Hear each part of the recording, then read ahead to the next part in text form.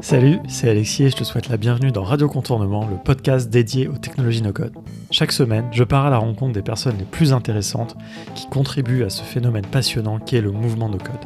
Allez, c'est parti pour l'épisode du jour.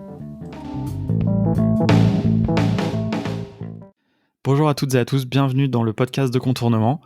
J'ai le grand plaisir de recevoir à nouveau, ça m'arrive pas très souvent de recevoir plusieurs fois des gens, c'est arrivé quelques fois, mais voilà, là, c'est très cool de recevoir à nouveau Tristan Labbé, qui est le Head of Design, le responsable en chef. Je sais pas comment tu traduis en français, d'ailleurs, tu nous diras. Voilà, donc le Head of Design de chez Glide, une app que... Je le traduis pas souvent en français. Ouais, mais comment tu dirais? Je dirais responsable design, ouais, peut-être. C'est peut-être Ok. la meilleure façon. Je sais, parce qu'en France, en réalité, dans le monde des startups, tout le monde utilise les mots anglais, head Ouais, of, en etc. effet, exact. Moi, j'aime pas trop. J'aime bien un petit peu traduire aussi. Ouais, Mais c'est bon, très faut bien. pas. C'est moins sexy. Donc voilà, on avait fait un épisode ensemble déjà. L'épisode 69, et comme tu me le rappelais en off, en fait, ça fait déjà presque 2 ans. Et 2 ans dans le monde du no-code, c'est l'éternité. Il y a vraiment...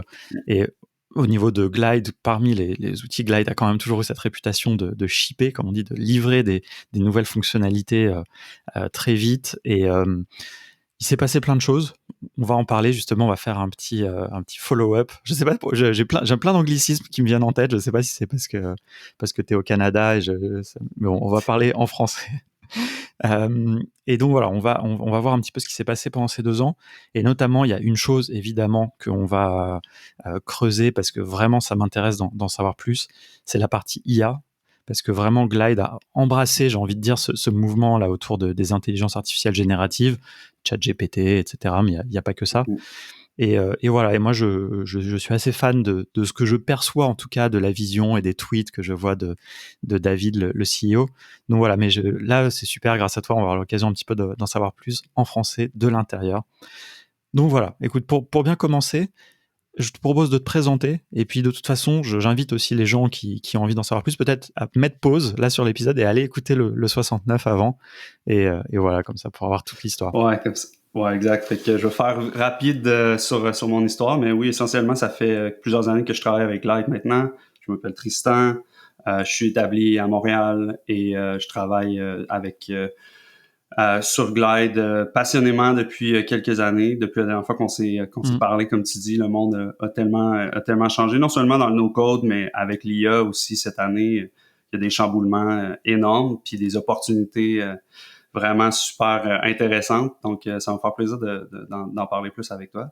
Puis, pour en faire juste une histoire courte pour ceux qui connaissent peut-être pas Glide, Glide, c'est un outil no-code qui permet de créer des applications basées sur le web, mais qui s'adaptent à mobile et desktop. Voilà. Ben pour rentrer justement tout de suite dans le vif du sujet, bon, ça allait être un petit peu ma première question de savoir comment tu présentes Glide. C'est intéressant parce que quand on s'est parlé il y a 2 ans, c'était encore très focus mobile, même si je pense qu'il y avait Ouais. déjà les Glide Pages qui existaient. Ouais. Et ça, c'est un des changements. Mais juste, ce que j'aimerais avoir peut-être en premier, c'est un petit peu ta perception de Glide, toi, comme ça, 2 ans plus tard, par rapport au produit et ce qu'il était, comment il était perçu au début, et notamment, tu en avais un petit peu parlé dans l'épisode, le fait que c'était un outil très très accessible, que beaucoup de gens aimaient ce truc de en 5 minutes, tu as une application mobile, tu vois. Et ça a un peu évolué. Et c'est quoi un petit peu, toi, ta perception, et comment vous le vivez un petit peu de l'intérieur? Ben, disons, c'est vrai, il y a 2 ans, Pages venait tout juste de commencer. Puis on avait déjà une vision d'élargir un petit peu l'offre. On avait beaucoup de demandes sur élargir littéralement notre produit du mobile à des utilisations plus desktop pour des portails d'administration, ce genre d'utilisation-là. Fait que Pages a été initialement bâti en parallèle pour répondre à ce besoin-là. Puis avec le temps, on s'est assez vite rendu compte que ça créait comme une question de trop dans l'adoption du produit. En effet, on voyait que les gens testaient l'application mobile, testaient l'application desktop, ils revenaient en arrière, ils savaient pas trop, ils étaient un peu bloqués sur lequel choisir entre les deux. Puis ça a toujours été un petit peu l'objectif dans notre philosophie de simplifier l'accès à la création de logiciels. Pour nous, ça faisait vraiment entièrement du sens de rendre ça disponible à l'intérieur d'une seule plateforme. Fait que depuis ce temps-là, je pense que ça a été notre principal côté produit, ça a été notre principal focus de fusionner notre produit mobile avec notre nouveau produit qui était desktop, mais avec l'intention derrière était plus que le rendre juste responsive comme des sites web, mais c'était vraiment de le rendre adaptatif, donc de le rendre idéal à utiliser autant sur un mobile avec nos doigts pour les taps, les interactions sur le tap que sur un desktop avec une souris. Fait qu'on a eu beaucoup de travail fondamental sur le système en dessous pour rendre ça fluide l'utilisation, que ce soit desktop ou mobile, sans avoir à recréer une application pour deux médias différents. Ouais, c'est intéressant parce que peut-être que justement on pourra revenir un petit peu sur l'enjeu que vous avez eu côté design d'arriver à faire ça, cette fusion de tous les produits. Il y a un truc aussi, je pense, qui s'est vachement affiné pour compléter un petit peu. Quand tu dis Glide permet de faire des applications, permet de faire des logiciels. D'ailleurs, quand tu dis logiciel, je pense que ça c'est assez juste, et ça permet de aussi peut-être clarifier un peu que Glide de plus en plus est pas destiné à faire, on va dire, Airbnb, mais plutôt à faire des outils internes à une entreprise, ce avec quoi moi je pense que c'est là où il y a vraiment besoin. Ça permet d'aller vite, et notamment le mobile trouvait son sens quand même, déjà je trouvais, parce que même dans les entreprises en mobilité, c'était sur le terrain, tu dois faire des rapports sur des chantiers, je sais pas, des choses comme ça, il y avait pas mal de cas d'usage, mais c'est vrai que ça aussi, ça paraît logique avec ce fait aussi de permettre du desktop, des logiques plus professionnelles, quoi. Exact. Ouais, non, en effet, puis ça reste quand même un aspect différenciateur encore dans l'univers no-code pour nous, d'avoir aussi une aussi bonne offre en mobile. On a encore beaucoup de travail devant nous, mais on est extrêmement satisfait de l'effet que ça a donné à l'intérieur de la communauté aussi. Tout le monde a vite compris l'essence de la philosophie qu'il y avait en arrière de ça. C'est un petit peu plus limitant, nécessairement, parce que bon, un bouton doit s'adapter sur mobile et sur desktop un petit peu différemment. Il y a des détails qu'on a étudiés en long et en large pour avoir un résultat satisfaisant. L'échelle des éléments est pas la même, et nécessairement la grandeur de l'écran est pas la même, puis le format est pas le même. Mais tout ce travail-là, on l'a fait dans fonction de simplifier la vie, puis faire gagner du temps, comme tu dis, aux gens qui ont besoin de régler des problèmes concrets, réels et de plus en plus importants à l'intérieur d'une organisation. Juste pour l'évolution de l'équipe de Glide, je me souviens plus quand on s'est parlé, je pense peut-être que vous étiez une trentaine, quelque chose comme ça. Mais notamment, un truc qui m'avait marqué, c'est que déjà en proportion, il y avait quand même beaucoup de designers. J'avais l'impression, en tout cas, je sais pas, tu peux me dire, c'est un vrai quelque chose chez Glide, en tout cas, de très fort dans l'impact, l'importance du design. Oui. Non, ça va toujours le rester. Puis comme je dis, on a beaucoup d'ambition autour du design, de rendre ça plus flexible. Ça me ferait plaisir d'en parler un peu plus là, parce que c'est vraiment un projet que j'ai porté du tout début. Puis ça a aussi un lien avec mon expérience d'avant de bâtir des sites web plus responsive, puis de tourner ça plus en produit puis en logiciel. Les temps ont changé, ont évolué. Le web est devenu très crédible comme étant une plateforme pour bâtir des logiciels solides. Mais oui, je pense que le design est un élément différenciateur et central à notre vision et notre mission. Combien vous êtes là aujourd'hui? On déjà est dans l'équipe design et puis en général, juste pour avoir. Je vous dirais autour de 50. L'équipe grossit de façon très saine pour avoir vu différentes startups évoluer. Je pense qu'il y a aussi, des fois, il y a des engouements auxquels tu t'accroches puis tu essaies de grossir très, très, très rapidement. Puis nous, notre vision, c'est vraiment une vision long terme. On est ici pour rester, puis on veut bâtir quelque chose qui est solide puis qui est durable. Puis pour ça, il faut avoir une équipe saine puis un mode très sain à l'interne. Puis on arrive à le faire. Comme tu dis, il y a quand même un gros rapport design-ingénieur, mais on a beaucoup de capacité puis d'ingénieurs qui travaillent sur tout ce qui est l'infrastructure en dessous, qui est vraiment le défi du no-code pour devenir crédible dans des grandes... C'est surtout le défi, en plus, je dirais, des éditeurs d'outils no-code qui ont du succès, qui doivent passer à l'échelle, et c'est tant mieux, et je pense que c'est le cas peut-être au début, mais c'est vrai qu'il y a un moment où tu dois arrêter peut-être de recruter des designers et plutôt recruter des ingénieurs, des DevOps, tout ça. C'est ça, quoi, vraiment le run. Non, c'est hyper intéressant. Moi, c'est vrai que depuis le début, j'aime bien poser cette question parce que j'aime bien observer la croissance. Et effectivement, ça me paraît assez linéaire et donc probablement sain chez Glide. Je me souviens que au début, quand il y avait aussi beaucoup, forcément au début, il y a plus de fonctionnalités à livrer, donc ça allait très vite. Sur Twitter, chaque semaine, il y avait des nouvelles fonctionnalités. Là, vers 2019, 2020, etc., on était très excités par tout ça. Et il y avait que, je sais pas, 9 ou 10 personnes, même pas dans l'équipe, et c'était très impressionnant. Et donc, on sentait qu'il y avait ce truc de, même s'il commence à y avoir du succès, c'est pas, hop, on va lever des très grosses sommes d'argent, on va recruter beaucoup de gens et on va... Exact. Et puis peut-être après les virer plus tard, comme on a vu peut-être chez Airtable ou d'autres outils comme ça. On a pu passer à travers ça, heureusement. Ouais, mais je pense que c'est pas forcément un hasard, tu vois, cette volonté peut-être aussi de bâtir quelque chose de solide dans le long terme aussi, c'est sûrement une vision. Ouais. Ben, je te dirais que la vélocité n'a pas nécessairement diminué à l'interne. Les problèmes ont juste grossi. Comme tu dis, à l'échelle que ça prend à l'international, tu dois être capable de supporter des clients qui sont en Thaïlande, au Japon, au Brésil, aux États-Unis, en France. Donc, il y a toujours des feux à éteindre un peu partout, puis à essayer de garder tout ça très solide et durable. Mais je te dirais que la vélocité, puis la motivation, puis l'ambition, ça reste depuis le début. Puis on a des grandes idées pour l'année prochaine et les années à suivre. Et alors justement, pour reparler un petit peu peut-être du design et justement de ces enjeux à l'intérieur de Glide, moi j'avais beaucoup aimé l'année dernière au No Code Summit la présentation de David, où il parlait beaucoup de ça, de cette notion de design system. Il expliquait aussi un petit peu pourquoi on pouvait pas non plus tout paramétrer en termes de couleurs, je sais pas, de police de caractère, n'importe quoi dans Glide.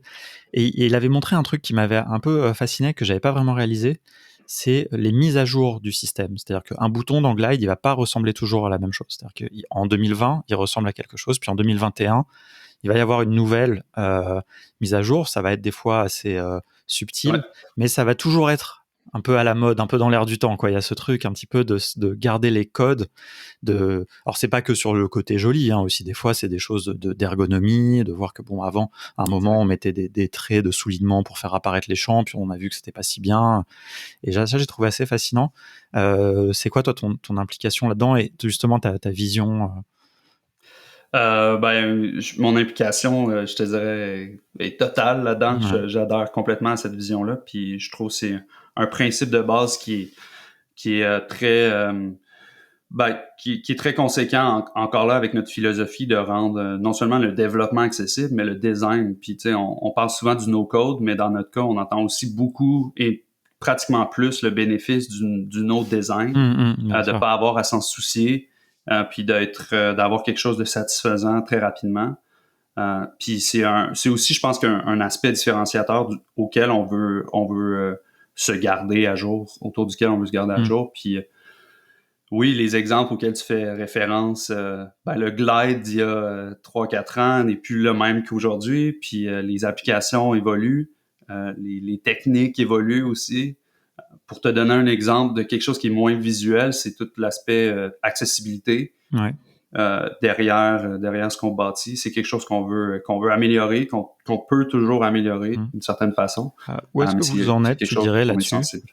Est-ce que c'est quelque chose qui est difficile? Alors, il y a un référentiel aussi sur l'accessibilité, là, avec 3 niveaux. Enfin, je sais pas si vous positionnez sur ces niveaux ou est-ce que je sais qu'aux États-Unis, il y a beaucoup plus d'ailleurs, c'est beaucoup plus suivi qu'en France. Enfin, il y a plus d'impact. Ah ouais. J'ai l'impression.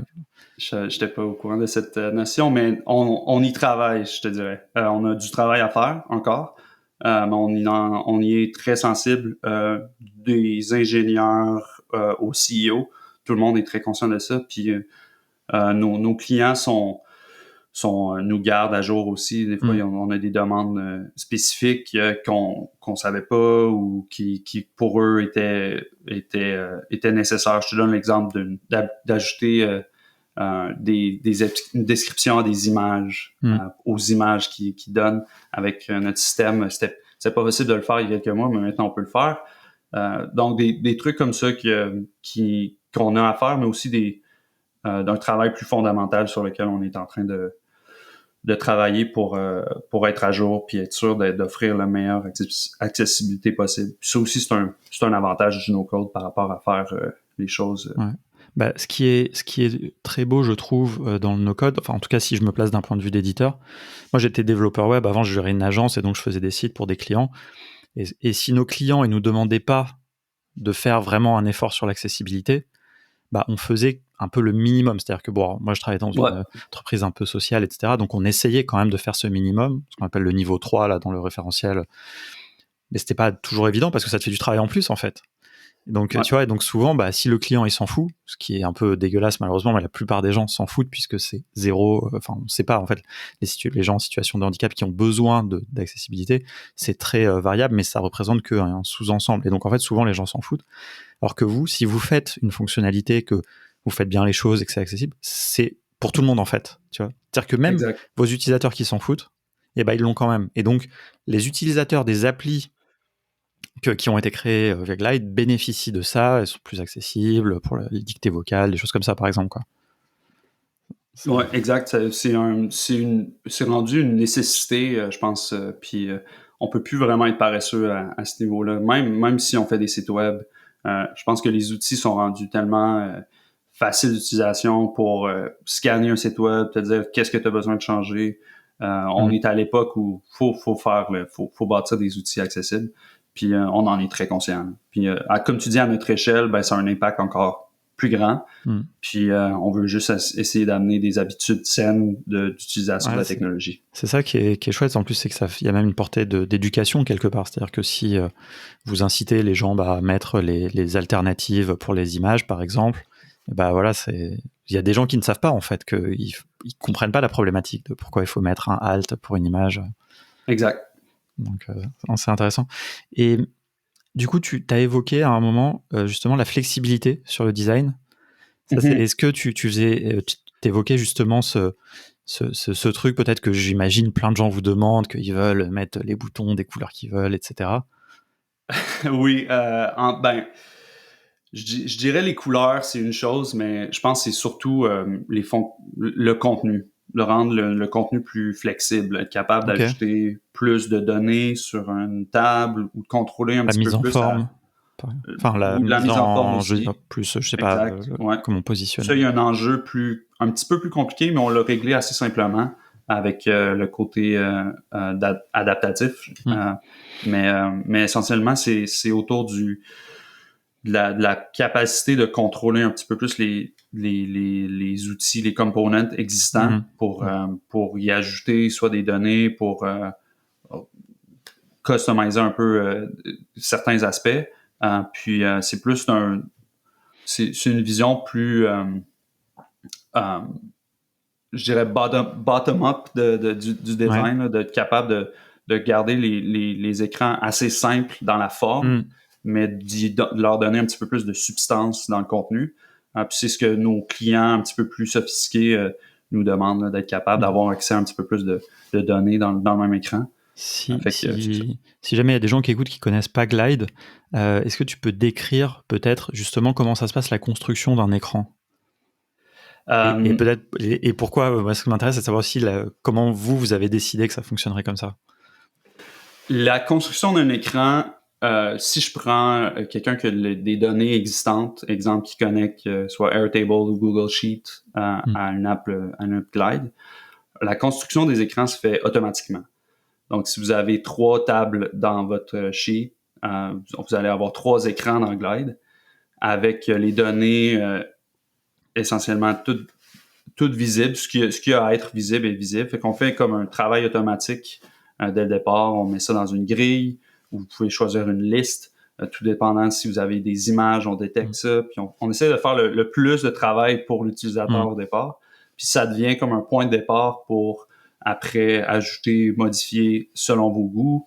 Vous pouvez grouper des éléments dans des containers, ajouter des boutons, ajouter de la fonctionnalité. Mais essentiellement, c'est des écrans qui sont très axés sur des collections ou des listes d'éléments, que ce soit des employés, des bureaux, un inventaire ou des tâches à remplir. Puis vous pouvez choisir différentes. Vous pouvez utiliser aussi des cartes. Vous pouvez utiliser un audio recorder pour enregistrer votre voix. Puis tout ce qu'il y a à faire avec le AI ensuite autour de ça, c'est vraiment fascinant pour y toucher. Mais ouais, on va y venir. Mais c'est vrai que moi, ce que j'apprécie et que quelque part aussi, je pense que c'est des fois une limite pour les gens, c'est qu'en fait, c'est sous forme de ligne, quoi. C'est-à-dire que l'écran est divisé en lignes et donc on met des composants, comme tu disais, sur des lignes. Et donc ça va très vite, quoi. C'est-à-dire que je sais pas est-ce que c'est hérité parce que à la base, de toute façon, sur téléphone, tu peux pas faire des colonnes ni rien, ça n'a pas de sens. En général, mais du coup, c'est pareil maintenant en grand écran, quoi. Donc c'est comme ça des logiques de ligne, sauf qu'il y a des composants évidemment qui occupent tout l'écran et puis des tables, des choses comme ça. Mais du coup, c'est pas du drag and drop. C'est pas ce côté glisser-déposer comme sur Wix ou sur Bubble, peut-être que les gens aiment bien. Qu'est-ce que, ouais, voilà, il y a un côté plus linéaire à ajouter ça dans une structure existante. C'est pas nécessairement que c'est un choix de un versus l'autre. Je pense qu'il y a un futur où Glide va avoir un aspect drag and drop. Okay. Puis on ferme pas la porte nécessairement à ça. C'est plus pour nous, pour l'instant, l'utilisation.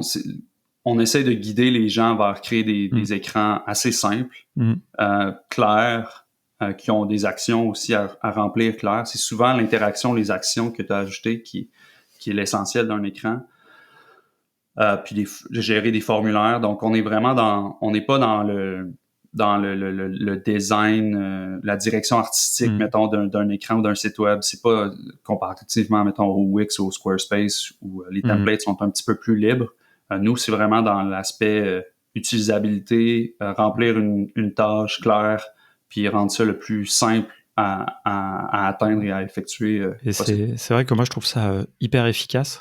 Et en fait, des fois, ça me frustre un peu, tu vois, les gens qui trouvent que c'est limitant, alors qu'en fait, moi, je trouve que c'est l'inverse. En fait, c'est-à-dire que c'est ça qui fait que moi, qui suis nul en design, je sais que mon appli, que ce que je vais créer dans Glide va être beau, quoi. Enfin, va être beau. Après, bon, ça c'est subjectif, mais en tout cas, ça sera bien équilibré. Il y aura pas de mauvaises pratiques, tu vois, comme quand les gens ils font des glissés-déposés dans Wix et qu'il y a jamais aucune marge qui est bien réglée, etc. Et donc, c'est vrai que des fois, je trouve ça un petit peu dommage, même si, tu vois, par exemple, moi, il y a un seul truc que je dirais que j'aurais envie peut-être d'avoir, c'est des colonnes, par exemple. Ouais. C'est vrai que des fois, j'ai envie de mettre deux composants côte à côte, quoi. Ben sur écran, sur desktop, c'est possible de le faire. C'est possible de le faire dans des containers, mais c'est vrai que tu peux pas le faire sur mobile. On n'a pas encore la possibilité de... On se le fait demander pour être capable de mettre deux éléments côte à côte sur mobile, mais c'est toujours un petit peu difficile. Mais c'est là où c'est un peu votre rôle, non, quelque part? Ouais, exactement. De l'interdire aux gens, ça va pas marcher, quoi.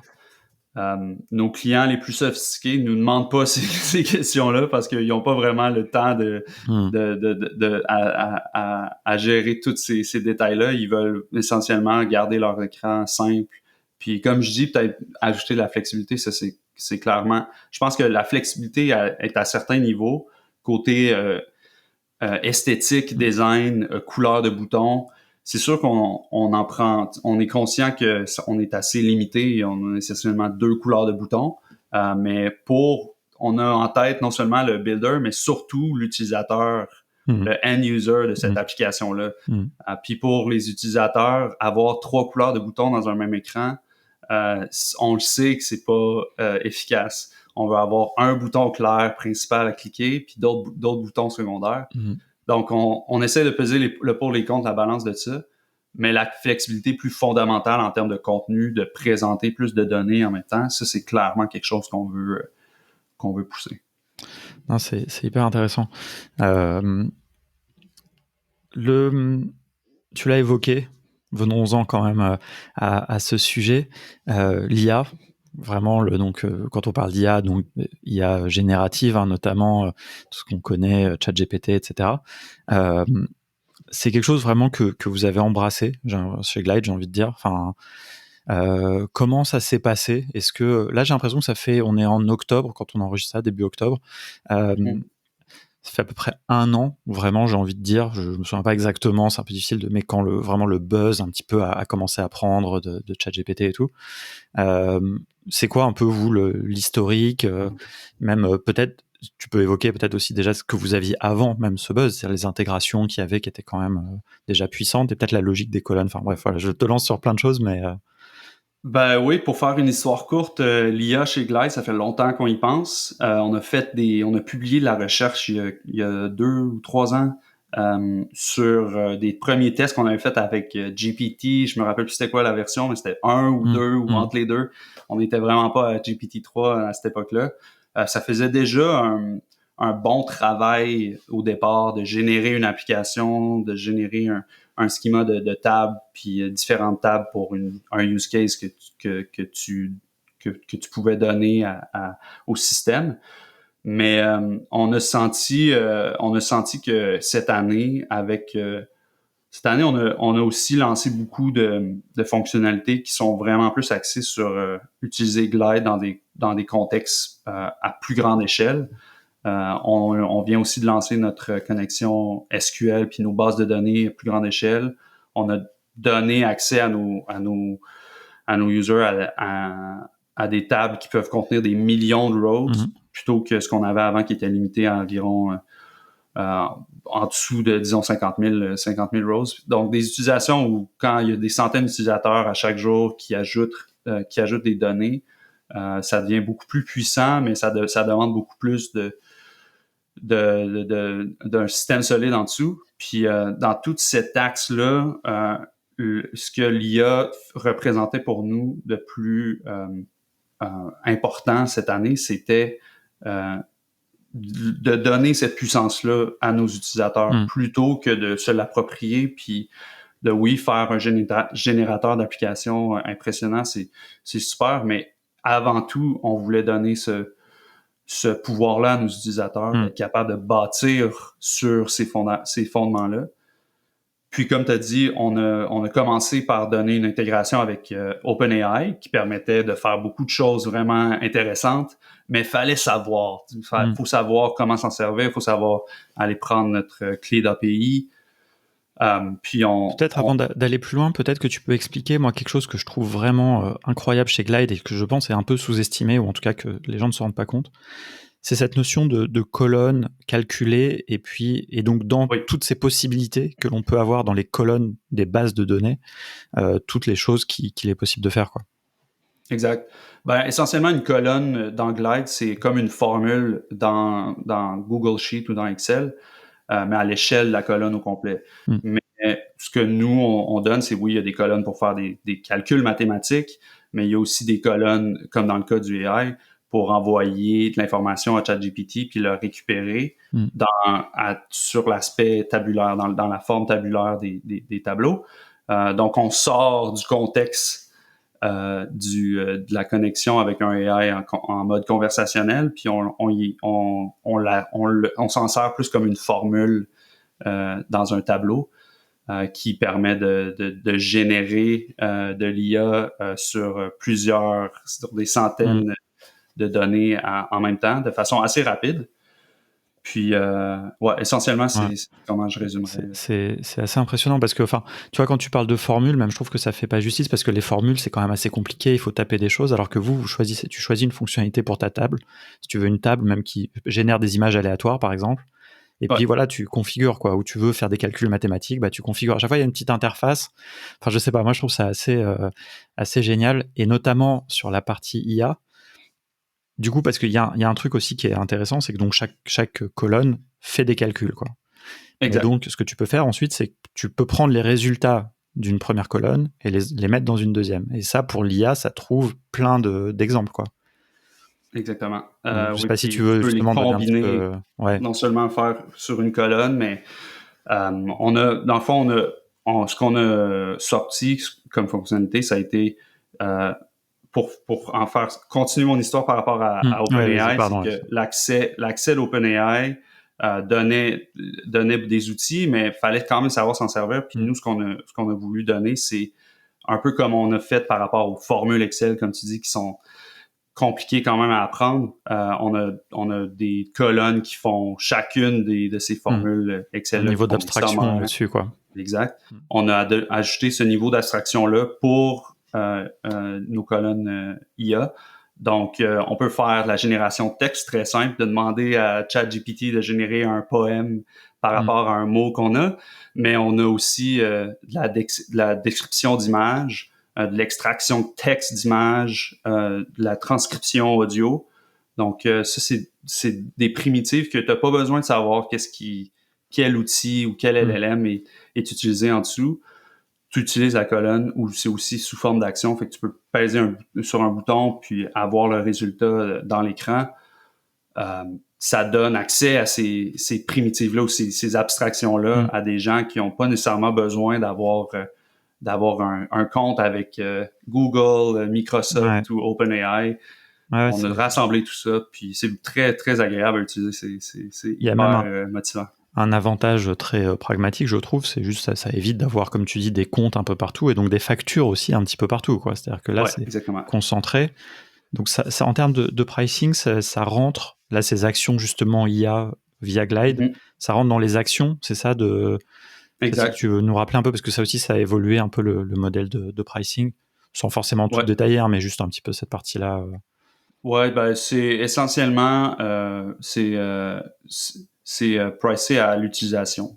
Fait que si vous utilisez ça sur des centaines de milliers de lignes, bien, vous allez avoir une facture plus grande. Donc, c'est proportionnel à l'utilisation. Il y a aussi à plus grande échelle, ben, on est conscient des prix puis on ajuste. Mais essentiellement, ouais, c'est très simple. C'est à l'usage, vous utilisez, vous payez pour ce que vous utilisez, un peu comme ça fonctionne avec ces outils-là directement. Ouais.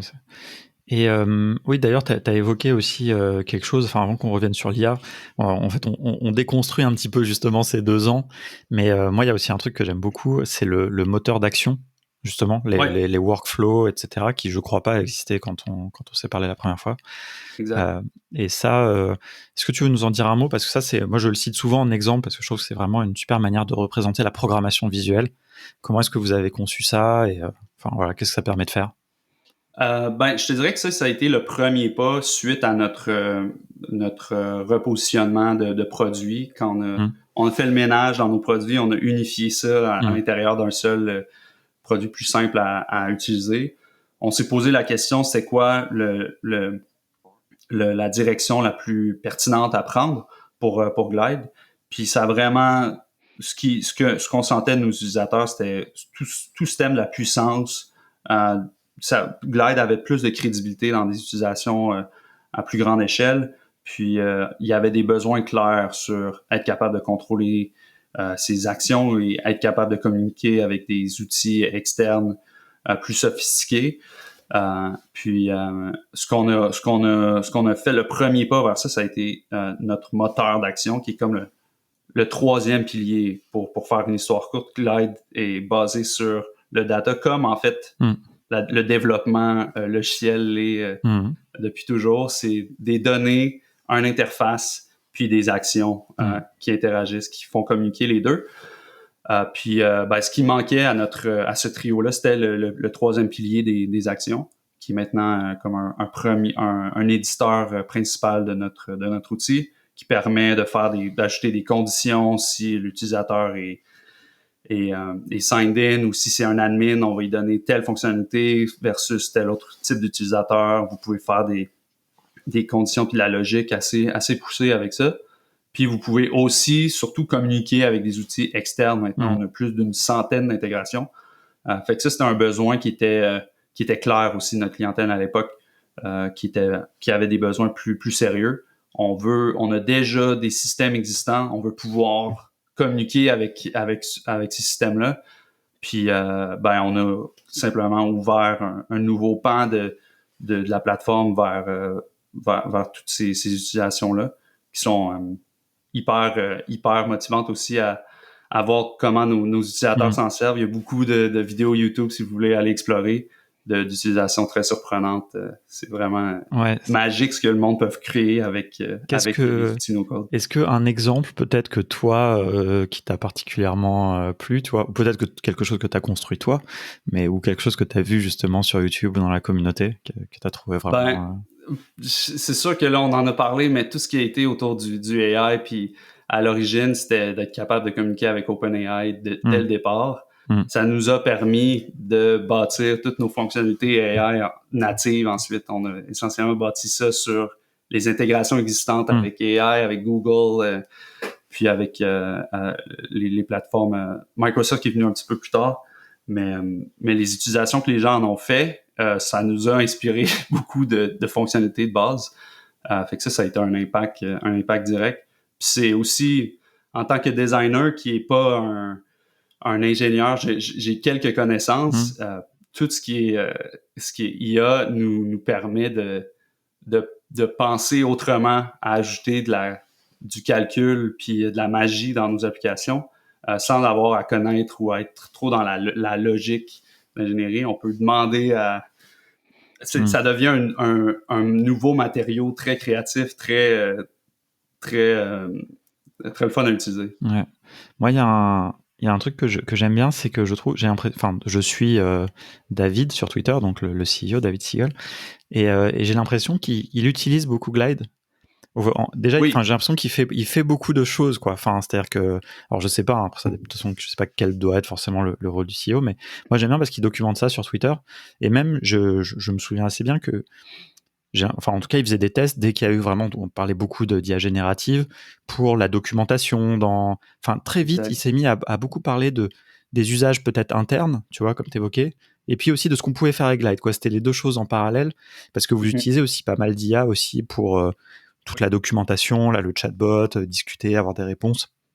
Exact. Enfin voilà, c'est un peu dans l'ADN, non Oui.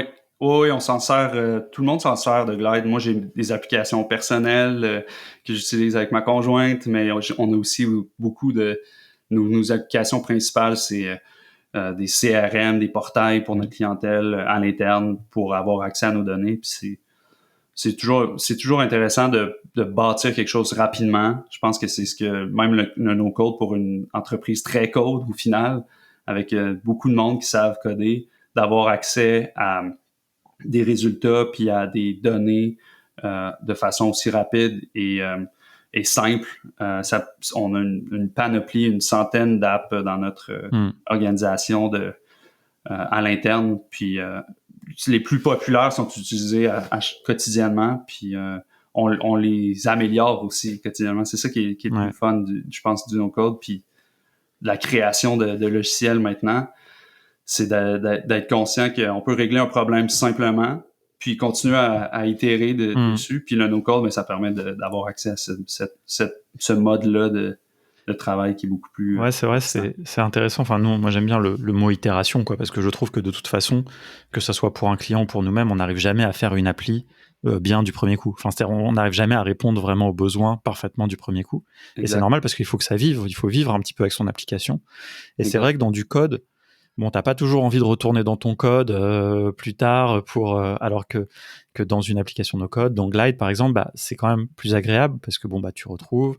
Et puis aussi, t'as ce petit cadeau des fois tu trouves des nouvelles fonctionnalités. Donc en fait, ce que tu peux faire avec le constructeur devient de plus en plus puissant. Donc peut-être quelque chose qui te manquait, il y a un nouveau composant qui te permet de le faire, des choses comme ça, quoi. Exactement. Puis j'invite les auditeurs qui ont déjà peut-être testé Glide puis qui sont pas retournés d'aller peut-être essayer de jouer avec nos nouvelles colonnes IA, parce que c'est aussi un nouvel aspect vraiment intéressant à ajouter dans des applications existantes. On a ajouté beaucoup de fonctionnalités autour de l'IA dans nos applications pour donner un sommaire de ce que la compagnie fait en une phrase. Par exemple, des utilisations très simples comme ça, mais aussi des utilisations plus sophistiquées avec la description d'image et tout. Mais j'invite les gens à aller s'amuser à augmenter, enrichir leurs applications avec ça. Et s'il y a quelqu'un qui n'est pas allé dans Glide depuis notre dernière interview, qu'est-ce que tu lui dirais? Beaucoup plus puissant maintenant. beaucoup plus simple d'arriver à un résultat satisfaisant, et aussi beaucoup très amusant d'explorer les fonctionnalités AI. Je pense que c'est surtout vers ça qu'on veut continuer d'évoluer. Comment donner accès aux gens à l'IA de façon simple pour bâtir des applications et alors, nouvelles. forcément, tu me tends la perche quand tu dis ça. Qu'est-ce que vous nous réservez? Qu'est-ce que vous avez un petit peu dans votre feuille de route? On a vu beaucoup de choses récemment. Qu'est-ce qu'il y a à venir? Qu'est-ce que tu peux nous en dire, en tout cas? Ben, on est encore en bêta avec notre release d'IA, fait qu'on a encore beaucoup d'éléments à valider, à solidifier. Puis on travaille sur des nouvelles colonnes, essentiellement. On travaille à donner encore plus de fonctionnalités, puis encore plus de puissance à nos utilisateurs autour de ces colonnes-là. Par exemple, être capable de poser une question sur une table au complet plutôt que juste sur une ligne. C'est quelque chose qui est récurrent par exemple, si vous avez des données ou des feedbacks, être capable de donner un sommaire d'un tableau complet. C'est un niveau de complexité différent.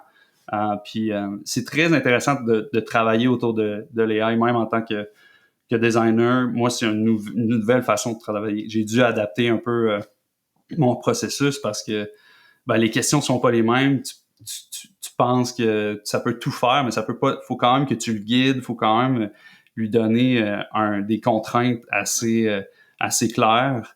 Fait que c'est vraiment, comme je dis, c'est un nouveau matériau à tout point de vue. Puis j'ai l'impression que on est encore en période d'éveil par rapport à toute cette nouvelle technologie-là. Il y a beaucoup de monde qui sont très motivés sur Twitter, mais la plupart des gens dans le monde n'ont pas nécessairement encore une idée claire de ce que ça peut faire l'IA. Fait que il y a beaucoup d'opportunités présentement autour de ça. Ouais, c'est très vrai. Ouais, non, mais ça laisse, à mon avis, beaucoup de place, enfin beaucoup de choses. Et alors, du coup, vous êtes en veille tout le temps sur les nouvelles fonctionnalités, ce qui est disponible. Comment est-ce que vous arbitrez après ce que vous ramenez dans Glide, tu vois, enfin, ou les usages, parce que là, comme tu dis, enfin, il y a plein de gens qui découvrent, mais il y a aussi des choses qui vont très vite, des nouvelles fonctionnalités qui vont très vite, et vous devez vous adapter, arbitrer. Qu'est-ce qui va, tu vois, enfin, comment est-ce que vous faites ça? On s'adapte, on arbitre. Je te dirais qu'on continue on a déjà on a déjà lancé des updates par rapport au dernier update d'API de OpenAI. Donc, on reste à l'affût de ce qui se passe, puis on essaie de juste donner la dernière nouveauté à nos clients à travers notre AI, nos colonnes natives puis nos actions natives. Ok, et donc au niveau de la feuille de route, c'est principalement ça, quoi. C'est ça l'angle. Est-ce qu'il y a d'autres choses en dehors de l'IA que les gens attendent, vous demandent, enfin, ou peut-être. Je te dirais, il y a d'autres choses à l'interne aussi côté IA qui est tout ce qui est l'accompagnement de la création de logiciels, qui est initialement ce qu'on avait recherché il y a plusieurs années. Puis je pense que beaucoup de gens l'ont essayé, beaucoup d'autres produits le font déjà. Puis c'est nécessairement quelque chose qui va être appliqué dans Glide pour juste donner un meilleur point de départ, plus pertinent à des gens qui connaissent pas nécessairement Glide encore. Fait que ça permet d'améliorer l'adoption du produit parce qu'il y a quand même une période d'apprentissage nécessairement, même si on essaye de garder ça le plus simple possible. Fait que ça va vraiment aider à ces premiers pas-là dans Glide. C'est marrant que tu dis ça parce que, enfin, du coup, on comprend l'enjeu un peu de la documentation et que d'avoir un chatbot à qui on peut poser des questions, et ça vous l'avez fait déjà, quoi. Ça, on peut demander comment faire un roll-up ou, enfin, je sais pas, n'importe quoi, une colonne. Il y a même des captures d'écran et tout, et donc ça marche bien. Mais de fait, depuis le premier jour de Glide, quand on charge une base de données, on a déjà quelque chose qui est généré. Tu l'as dit d'ailleurs tout à l'heure. Tu vois, on a déjà une base d'application, enfin, qui affiche, qui est quasiment fonctionnelle, qui affiche pas toujours exactement ce qu'on veut afficher, évidemment, c'est pas non plus magique. Et qu'est-ce que vous pouvez améliorer là-dessus? Enfin, que ça donnait du contexte, peut-être. Enfin. Oui, adapter mieux à la structure de données existante, donner des suggestions aussi. Je pense qu'on est beaucoup encore dans le mode de- d'interaction avec l'AI je lui donne, je lui parle. Il y a comme un aspect très conversationnel encore, même dans toutes les démos que les outils utilisent. Mais il y a aussi tout un aspect suggérer déjà des options auxquelles l'utilisateur ne pourrait pas avoir pensé par rapport à leur structure de données ou par rapport au type d'écran qu'ils essaient de créer. Fait que, ouais, il y a c'est infini, je dirais, les possibilités. Puis le défi, c'est de choisir sur laquelle va avoir un peu plus d'impact à attaquer, puis qui est la plus faisable, je dirais. Est-ce qu'il n'y a pas un risque qu'en ayant une fonctionnalité comme ça, du coup, à côté, on laisse l'outil devenir plus compliqué? Parce qu'en fait, on se dit, bon, bah, les gens, ils peuvent, tu vois, plus facilement générer, et donc, en fait, on oublie un peu le côté qu'ils construisent eux-mêmes. Je sais pas, je réfléchis comme ça, C'est une bonne question. C'est une bonne question. Je pense qu'on y voit un pont entre les deux, nécessairement, mais ça peut pas devenir une béquille. Donc, on n'a pas, on veut pas se fier sur l'AI pour être capable de régler tous les problèmes. Je pense que il y a aussi une fonction, un aspect de rendre le travail plus facile à l'IA qui travaille pour être mieux capable de travailler dans Glide, parce qu'on s'entend, ça reste quand même une entité qu'on peut contrôler, mais qui prend à certains points ses propres choix, puis que tu veux guider vers les bons choix. Mais il faut que tu rendes les choix et les ingrédients de base à utiliser les plus simples possibles pour que la composition qui en fait soit optimale. Fait que je te dirais c'est plus sur cet aspect-là, simplifier les primitives puis les abstractions de base pour que l'AI, mais aussi l'utilisateur humain puisse en bénéficier. Ouais. Non, bah, c'est passionnant. On va suivre ça. Moi, j'ai hâte de voir aussi ce que vous allez montrer au Summit. Du coup, là, probablement que l'épisode sortira après, donc on verra. Là, on sait pas encore, mais en tout cas, voilà, j'ai dit tout à l'heure, mais la conférence de David l'année dernière était vraiment super, donc j'ai hâte de voir. Je dirais, je peux, pour ceux qui, étant donné que ça va sortir après, pour ceux qui seront pas allés, on va vraiment avoir mis l'accent sur l'IA. Ouais. J'ai inversé pendant tout l'épisode l'utilisation. Ça m'a même pas choqué, à vrai dire. Donc, bon, parfait. Je pense que tout le monde le fait nécessairement. Ouais, c'est vraiment les possibilités. On va avoir des experts qui vont montrer des démos dans des cas d'utilisation très clairs pour leurs clients. On va avoir un kiosque avec des démos sur comment utiliser l'AI dans Glide. Puis j'invite vraiment les gens à aller s'amuser avec ça. C'est hyper amusant. C'est aussi hyper inspirant de repenser à, je sais pas, une idée que vous aviez eue qui pourrait être maintenant 10 fois plus simple à implémenter à cause que grâce à l'IA puis à l'utilisation que vous pouvez en faire dans Glide. Ouais, c'est clair. Est-ce que tu as des noms peut-être de gens, ou sinon tu pourras me dire après à la limite, à suivre, tu vois, par exemple, des chaînes YouTube ou des experts Glide. Moi, j'avoue, je connais pas très bien, je connais des gens en France, hein, évidemment, mais pas forcément à l'international. Il y a Topelexstan en France. Je pense aux gens de Datapix qui partagent aussi, puis qui ont été avec nous depuis longtemps, qui font du travail formidable, qui ont aussi une offre très sérieuse dans le no-code puis dans le développement de logiciels grâce à notre plateforme et à d'autres.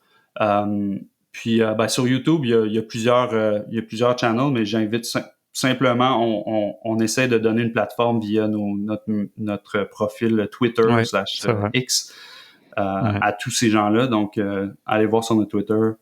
Effectivement, je mettrai le lien dans les notes. Bon, même si c'est très facile à trouver évidemment, mais oui, moi c'est comme ça que je me tiens vachement au courant Et j'aime bien, et je dirais aussi de suivre David. Enfin, moi, en tout cas, vraiment, Oui, j'apprécie en aussi effet. ses tweets. Ben Est-ce que toi, aussi, tu es sur David, Twitter on lui aussi? donne une plateforme. Oui, je suis sur Ouais. Twitter.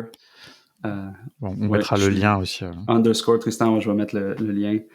J'essaie de partager de plus en plus des découvertes qu'on fait à l'intérieur du monde du no-code. Puis moi, ça a été tellement enrichissant les dernières années de travailler dans ce monde-là parce que je vois beaucoup de connexions avec mon expérience d'avant, de création Ouais. d'entreprises, puis de produits, puis de logiciels, puis d'offres de services, mais dans un monde complètement nouveau, puis à une échelle tellement plus grande. Mm.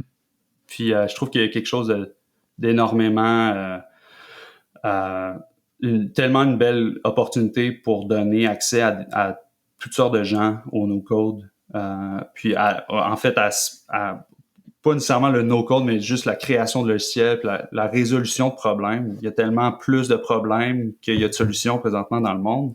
Mm. Fait que je vous dirais, si vous avez à partager la bonne nouvelle de les gens peuvent avoir accès à ces capacités-là, puis à cette puissance-là à travers ces outils-là. Puis, ben, le monde a besoin de plus de gens qui règlent des problèmes, Mm.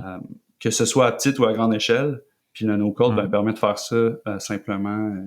Bah, notamment, je trouve, à petite échelle, mais des problèmes spécifiques, quoi, qui justement peut-être intéressent pas les grosses startups, intéressent pas les grosses boîtes, qui ne voient pas des grands marchés.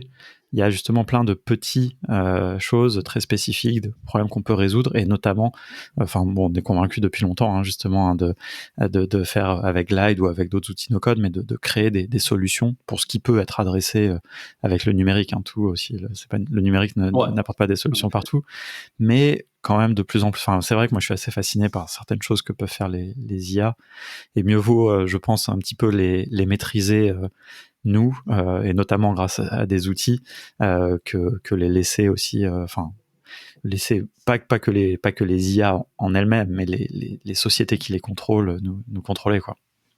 Ouais, exactement. La Ouais, parce que reprise. l'essentiel, c'est présentement les démos qu'on voit d'IA, c'est des utilisations personnelles, mais on entend moins parler des utilisations, je dirais, concrètes à l'intérieur de processus existants dans des compagnies existantes.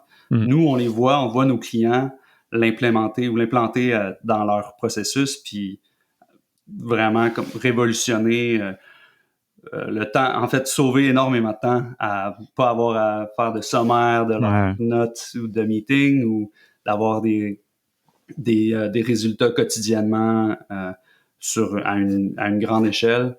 Euh, c'est vraiment, je vous invite à repenser à des problèmes que vous auriez peut-être voulu régler, comment les approcher avec l'IA, Mm. parce qu'il y a vraiment quelque chose de magique dans ce Ouais. nouveau monde-là. Puis ça appartient pas nécessairement juste à OpenAI, à Microsoft ou à Google d'utiliser Mm. ce pouvoir-là. Et notamment à travers des outils d'automatisation ou comme Glide, le fait de Exact. pouvoir utiliser l'IA sur plein de données d'un coup, quoi. Ça, c'est Exact. un peu magique, hein, d'ailleurs. Moi, j'ai fait des tests, et j'aime bien vraiment ce truc où, tu vois, d'un coup, tu as toute une colonne qui va prendre des valeurs, qui va calculer des valeurs, notamment avec de l'IA, en fonction des champs. C'est assez magique. Bon, il faut faire attention aussi à pas avoir des trop grosses tables et à pas consommer tout son forfait, mais il y a un truc qui est assez fort. Ben, c'est aussi des trucs très simples, mais qui en dessous sont très complexes, mais comme par J'imagine, ouais. exemple notre colonne qui génère une réponse booléenne, qui soit vraie ou fausse. Mm. Puis le type de la donnée est un booléen. Donc, vous pouvez dire, est-ce que ce message-là est positif ou négatif, ou est-ce qu'il est positif, puis ça va cocher Ouais. ça semble simple, mais dans un processus où, ben, selon cette réponse-là, vous allez peut-être proposer de générer un message en fonction du fait que vous savez le feedback est négatif ou positif. Il y a comme ça semble simple, mais quand on l'ajoute puis quand on l'enchaîne à travers d'autres processus, ça devient hyper puissant. Puis beaucoup plus stable aussi, beaucoup plus Ouais. prévisible que Ouais. conversation avec un IA dans un chat. On peut donner une structure à tout ça, puis le rendre, comme je dis, prévisible. Avant, il y avait une API peut-être qui faisait l'analyse de sentiments pour dire si un truc était positif, puis après tu avais une autre qui faisait, puis elle marchait pas forcément bien. Enfin, et c'est vrai que le fait d'avoir tout au même endroit et de pouvoir chaîner. Bon, je pense que là, j'espère qu'on aura bien conquis les gens. Voilà, c'est pour les gens qui nous écoutent, vraiment, n'hésitez pas à nous partager si vous avez fait des choses avec Glide, taguer les gens de Glide et puis ils repartageront. Moi, je suis curieux de voir, et aussi au Summit, effectivement, de voir les usages d'experts, parce que c'est vrai que je trouve qu'il y a beaucoup d'usages qui sont devenus un peu banals, que tout le monde dit, et en fait, il y a des gens très, très créatifs, et notamment dans les entreprises, donc, qui ont des choses qui ont résolu des problèmes très intéressants, donc ça va être très inspirant de voir ça. Ouais, vraiment. Super, et merci beaucoup. Où est-ce qu'on te suit? Tu nous as dit sur Twitter, sur LinkedIn sur Twitter, LinkedIn aussi. Ouais, okay. Exactement. Tristan Labbé. Puis sinon, suivez Glide. On va avoir beaucoup de nouvelles à partager, surtout autour de l'IA puis de l'impact que ça peut avoir dans notre monde, de donner ce pouvoir-là à nos utilisateurs et aux utilisateurs prochains qui vont découvrir Glide. Fait que, non, ça a été un plaisir. Trop bien. Merci beaucoup pour cette petite suite à l'épisode précédent. Et puis, on se dit à la prochaine, j'imagine. Exactement. Avec grand plaisir, surtout au rythme où tout ça va. Il y a toujours des choses passionnantes à se dire. Merci beaucoup. À bientôt. Merci à toi.